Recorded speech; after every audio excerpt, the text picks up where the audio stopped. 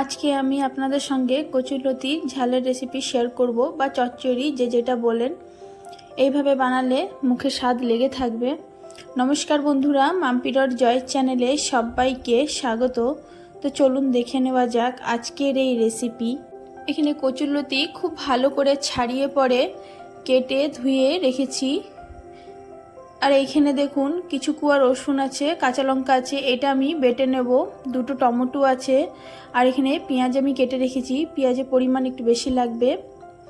এখানে জল গরম করতে বসিয়ে দিয়েছি, জল ফুটে এসছে। এরপর আমি কচুরলতিগুলো দিয়ে দেবো। কচুরলতিগুলো হালকা পরিমাণে সেদ্ধ করব, খুব বেশি সেদ্ধ করব না, কচুরলতিগুলো গোটাই থাকবে।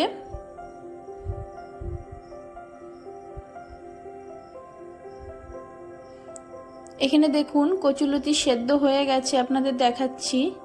দেখুন কচুরলতি গোটাও আছে, অথচ হালকা সেদ্ধ করে নিয়েছি। এটাকে খুব ভালো করে জলগুলোকে ঝরিয়ে তুলে রাখবো। এরপর কড়াইয়ে আমি সর্ষের তেল দিয়ে দিলাম।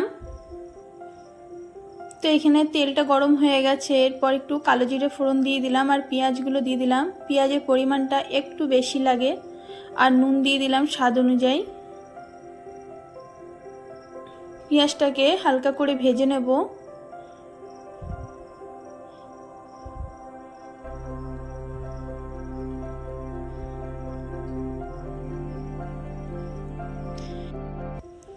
এখানে দেখুন পেঁয়াজ হালকা করে ভাজা হয়ে গেছে।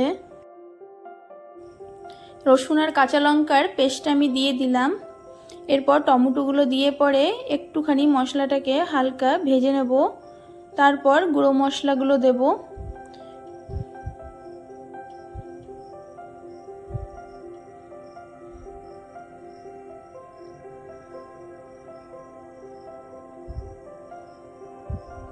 এখানে হাফ চামচ আমি জিরের গুঁড়ো দিলাম, অল্প হলুদ গুঁড়ো, 1 চামচ লঙ্কার গুঁড়ো, 1 চামচের মতন চিনি, আর অল্প জল দিয়ে মশলাটাকে খুব ভালো মতন কষিয়ে নেব, যাতে কাঁচা মশলার গন্ধর ভাবটা যেন চলে যায়।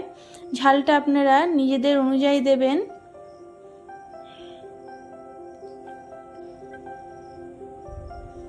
এখানে দেখুন মশলা খুব ভালো মতন কষানো হয়ে গেছে।